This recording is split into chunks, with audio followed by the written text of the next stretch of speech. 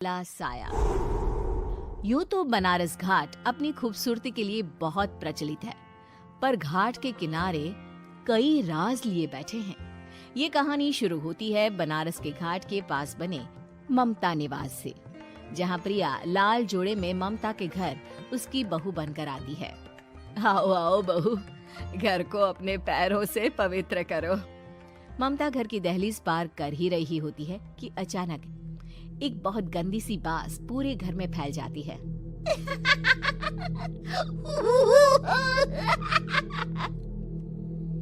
ये बदबू और ये आवाजें, ये कौन हंस रहा है माँ? अब ये पड़ोसी ना हमारे थोड़े अलग से है। कहाँ हम शाकाहारी और ये मांस मच्छी खाने वाले। छोड़, तू ध्यान मत दे और गृह प्रवेश कर। और हाँ बहू, अपनी सास की एक बात हमेशा याद रखना, इन पड़ोसियों से तो कभी बात नहीं करेगी। अच्छे लोग नहीं है ये। अपनी सास की ये बात मानेगी ना बेटा? हाँ माँ, जो आपकी मर्जी, मैं उनसे बात नहीं करूंगी। अगले दिन प्रिया अपनी पहली रसोई बनाने रसोई घर में जाती है। ये छोकी बात तो नाक में जा रही है। एक काम करती हूँ, खिड़की खोल देती हूँ। प्रिया खिड़की खोलने जाती है। इतने जाले, लगता है इस खिड़की को कभी खोला ही नहीं गया। पर ऐसा क्यों? ओह, नॉन वेज की स्मेल आती होगी ना। 2 मिनट के लिए खोल लेती हूँ, फिर बंद कर दूंगी। प्रिया खिड़की खोलती है। खिड़की खोलते ही उसकी नजर सामने वाले घर की खिड़की पर पड़ती है, जहाँ एक लड़की खड़ी होती है। हाथों में मेहंदी, लाल रंग की साड़ी, बिल्कुल सजी धजी, मानो प्रिया की तरह ही वो भी नई नवेली बहू हो। वो प्रिया को देखकर मुस्कुराती है। हे भगवान, माँ ने तो इनसे बात करने को मना किया था। प्रिया फौरन ही खिड़की बंद कर देती है और तवे पर चढ़े रोटी की ओर देखने लगती है, पर वहाँ रोटी न होकर मछली पड़ी होती है। ये क्या? पहली ही रसोई में इतनी बड़ी गलती। हे भगवान, अब मैं क्या करूं? प्रिया बहुत डर जाती है और फौरन रसोई की सफाई करने और फिर सभी के लिए खाना बनाने लग जाती है। जब वो सबको खाना परोसती है, सब तो ठीक है, मैं बेकार में चिंता कर रही थी। हे भगवान, ऐसे ही बस अपनी कृपा बनाए रखना। रात के वक्त जब सब सो रहे होते हैं, तब प्रिया को पायल की आवाज सुनाई देती है, जिससे उसकी आंख खुल जाती है। ये पायल की आवाज कहाँ से आ रही है? प्रिया उठकर उस आवाज के पीछे छत की सीढ़ियों तक जाती है। तभी उसे बच्चे के रोने की आवाज आती है। प्रिया छत पर जाती है तो क्या देखती है? वही लाल साड़ी वाली लड़की अपनी गोद में एक नवजात बच्चे को घुमा घुमा कर सुला रही है। तभी प्रिया की नजर उसके पेट पर पड़ती है। ओह गॉड, ये तो प्रेग्नेंट भी है। सुनिए, बच्चा सो नहीं रहा है क्या? मैं कुछ मदद करूं? नहीं नहीं, आपके घर वालों को अच्छा नहीं लगेगा, मैं संभाल लूंगी। स्नेहा की गोद से बच्चा हाथ मारकर प्रिया की गोद में आने को छटपटाने लगता है। दोनों घर अगल बगल में बने होने के कारण प्रिया उस बच्चे को गोद में ले लेती है। प्रिया के पास आते ही वो सो जाता है। बच्चे का वो स्पर्श रात भर प्रिया भूल नहीं पाती और अगली सुबह वो छत पर कपड़े सुखा रही होती है। तभी उसे एक औरत इशारा करके बुलाती है। स्नेहा कह रही थी बाबू तुम्हारी गोद में आते ही सो गया। मैं गौरी, स्नेहा की माँ हूँ। बहू, घर आना, बाबू को खिला भी लेना। शाम को जब घर पर कोई नहीं रहता, बच्चे से मिलने के लिए प्रिया छिपकर अपनी पड़ोसन के घर चली जाती है और कुछ देर बच्चे को खिलाकर वापस लौट आती है। इसके कुछ दिन बाद ही प्रिया को पता चलता है कि वो माँ बनने वाली है। ममता की खुशी का ठिकाना नहीं रहता।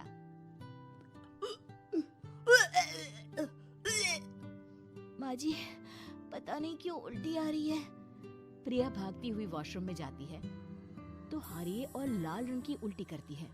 उस उल्टी में से कीड़े निकलते हैं। ये क्या? खून और ये कीड़े! माँ! माँ! प्रिया की आवाज सुनकर ममता दौड़ कर आती है, पर बेसिन में कुछ नहीं होता। प्रिया हक्की बक्की रह जाती है। ये सब क्या हो रहा है? प्रिया घबरा जाती है और अपने कमरे में जाकर सो जाती है। डर के कारण वो इतनी थक जाती है कि उसकी आंख लग जाती है। तब उसे ऐसा लगता है उसके पेट पर मानो कोई बैठा हुआ हो। कौन हो? प्रिया के पेट पर एक 5 महीने की बच्ची बैठी हुई थी, जो बुरी तरह जली हुई थी। माँ, तुम ही मुझे लाई ना अपने पेट में। मैं तुम्हारी माँ नहीं हूँ। कौन हो तुम? माँ, देखो मैं जल गई बुरी तरह से। 6 महीने पेट में रहने को भी मुझे नहीं मिला। सहला दो ना माँ। बचाओ, बचाओ, माँ। ममता दौड़कर कमरे में आती है। प्रिया की बातें सुनकर वो सब समझ जाती है। तू कहीं बगल वाले घर में तो नहीं जाकर आई ना बहू? मुझे माफ कर दो, मैं गई थी माँ। उस घर में सब मरे हुए हैं बहू। कई साल पहले स्नेहा उस घर में बहू बनकर आई थी। कुछ ही दिन में वो एक बच्चे को जन्म देने वाली थी। पूरा घर बच्चे के आने की खुशी में खोया था कि एक दिन अचानक उस घर में आग लग गई। सब बुरी तरह जलकर मर गए। गौरी आज भी दादी बनने का इंतजार कर रही है और इसीलिए स्नेहा ने अपना अजन्मा बच्चा तुम्हारी कोख में डाल दिया। ममता ये कह रही होती है कि पीछे से उसके पैरों को एक बच्चा पकड़ लेता है। दादी, दादी। माँ, स्नेहा की गोद में यही बच्चा था। ये बच्चा कौन है फिर? तेरी मौत है। तेरी भी दादी।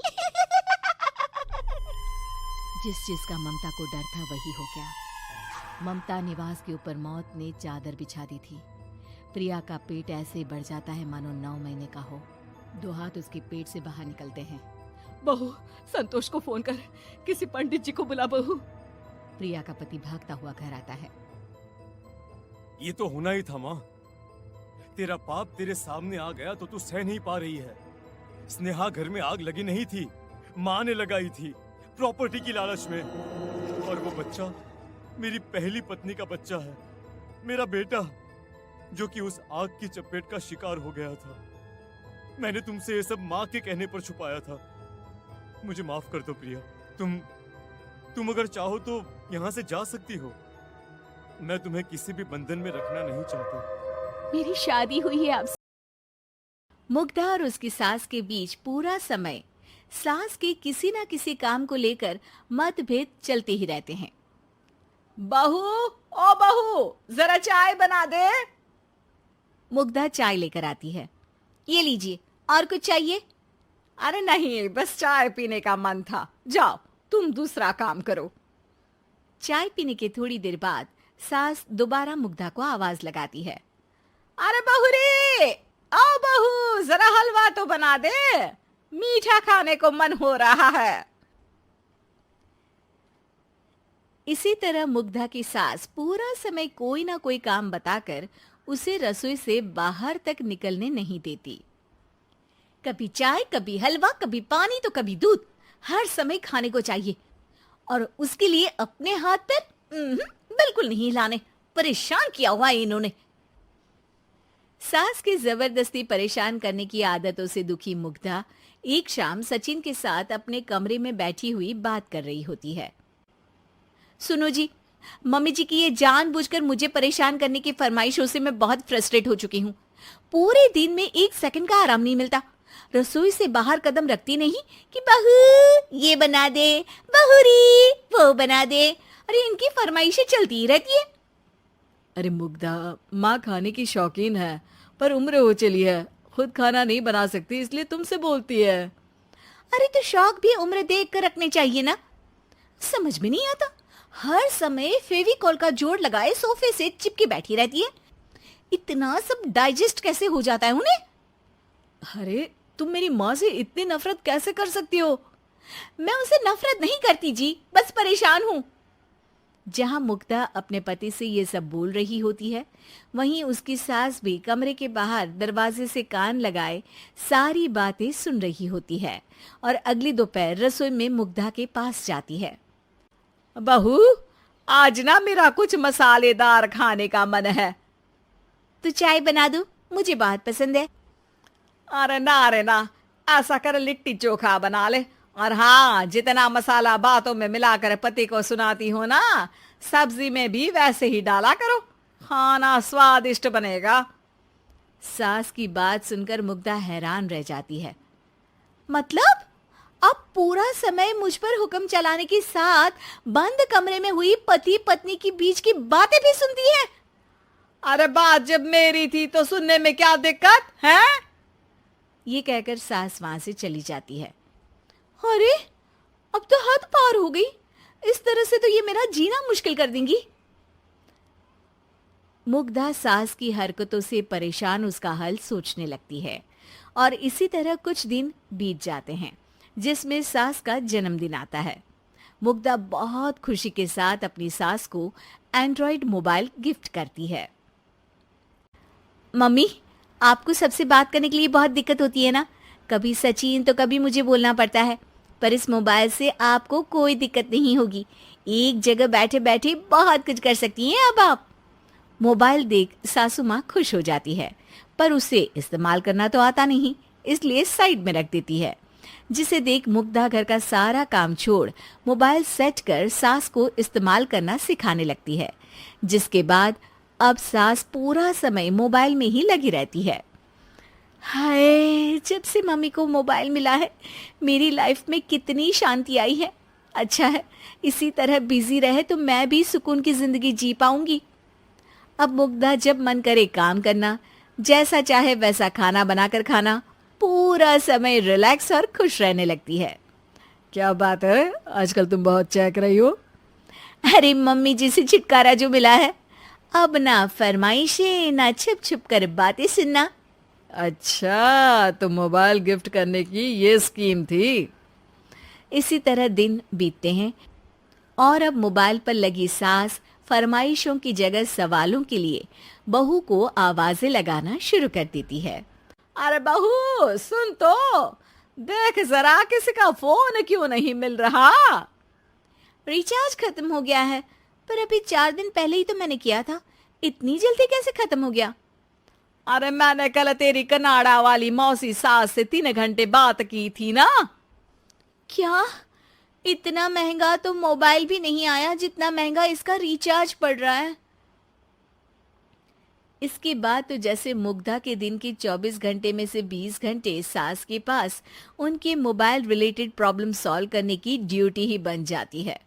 अरे मुग्धा, ये मोबाइल में अचानक तेरी मौसी सास की शक्ल क्यों दिखने लगी और ये तो हिल भी रही है?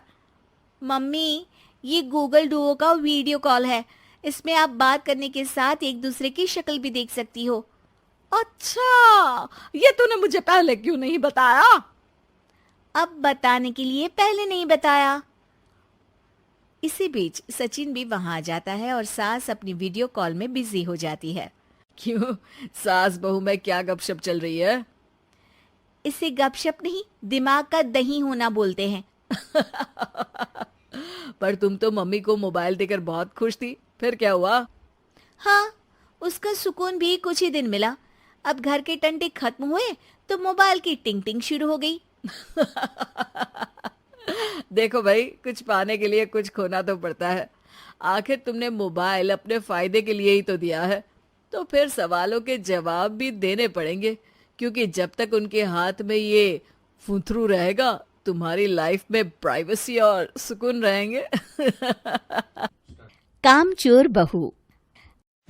कांता बहन की 2 बहुएं थी, बड़ी कल्पना और छोटी प्रिया। कल्पना का जैसा नाम वैसा ही काम, सारा दिन कल्पनाओं में रहती, ना कोई काम करती ना कोई धाम। अरे कल्पना बहू, जरा अच्छी सी चटनी पीस दे, आज कुछ मजेदार खाने का मन है।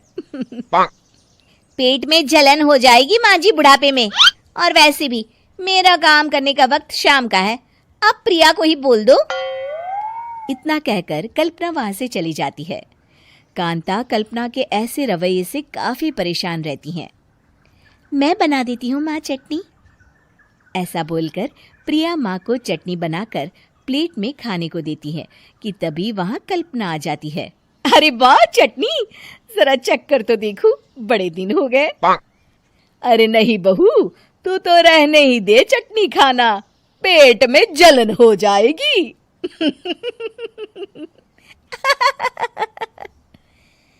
इतना कहकर कांता और प्रिया दोनों हंसने लगते हैं। कल्पना सारा दिन या तो मोबाइल में यूट्यूब देखती या फिर सोती रहती। उसका कमरा भी बिखरा और गंदा रहता। एक दिन कल्पना का पति अशोक उससे कहता है, अरे कल्पना, जानवर भी उस जगह को साफ कर लेता है जहां वो बैठता है। तुम तो इंसान हो, कैसे इतने गंदे कमरे में रह लेती हो? देखो, सारा सामान यहाँ वहां बिखरा पड़ा है। ज्यादा अपनी माँ का बोल ना बोलो। हाँ, कमरा तुम्हारा भी तो है, गंदा लग रहा है तो साफ कर लो। पता नहीं तुम्हारे साथ मैं कैसे जिंदगी बिताऊंगा। इतना कहकर अशोक वहां से चला जाता है। कल्पना बस खाना खाने कमरे से बाहर आती और फिर से कमरे में चली जाती। इससे कांता बहन काफी परेशान रहती। एक दिन प्रिया कांता से कहती है, माँ, मैं सारा दिन काम करके थक जाती हूँ। आप कल्पना दीदी से कहिए ना कि सुबह और शाम का काम बांट ले। मैं तो अब सिर्फ एक वक्त का ही काम करूँगी। हाँ। अरे तू वो भी ना करना, एक बहू तो कामचोर थी ही, दूसरी भी आ गई काम ना करने के बहाने लेकर। तभी वहां प्रिया का पति रमेश आ जाता है। माँ, मैं देख रहा हूँ भाभी कोई काम नहीं करती।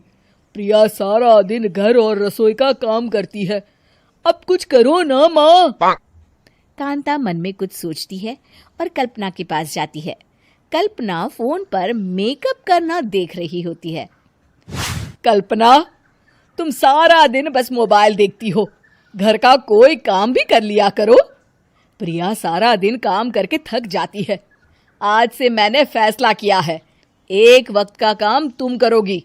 सुबह का खाना तुम बनाओगी और रात का प्रिया। आप लोगों ने काम को हव्वा बना रखा है।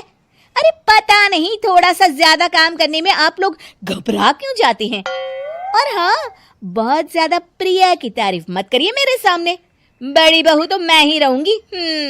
मैं कुछ नहीं जानती। कल सुबह मुझे वक्त से खाना चाहिए। रसोई में आ जाना, वरना कल से तुझे खाना नहीं मिलेगा। अगली सुबह कल्पना रसोई में नहीं आती है। वो देर से सोकर उठती है और बाहर आकर कहती है, अरे भूख लगी है, आज खाने में क्या है। इतनी देर हो गई, आज किसी ने मुझे उठाया भी नहीं। पता नहीं कहाँ है सब। कल्पना को घर में कोई नहीं दिखता। वो रसोई की तरफ जाती है जहां बड़ा सा ताला लगा होता है। अरे, रसोई में ताला? ओ, मैं तो भूल ही गई थी। माँ ने आज से सुबह का खाना मुझे बनाने को कहा था। हे भगवान, इतने लोगों का खाना बनाना क्या आसान है। तभी घर के सारे सदस्य बाहर से वापस आते हैं। वाह माँ जी, मजा आ गया छोले भटूरे खाकर।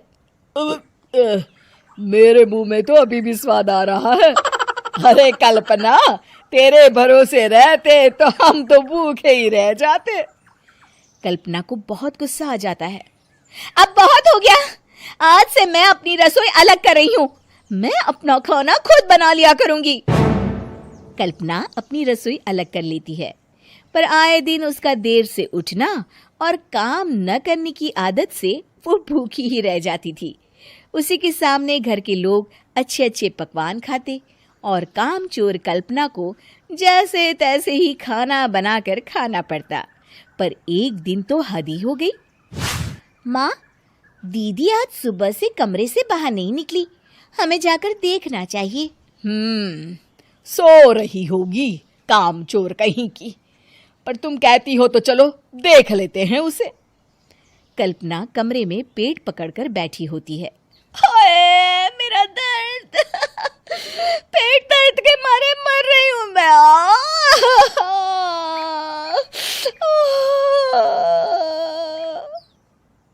अरे दीदी, क्या हुआ?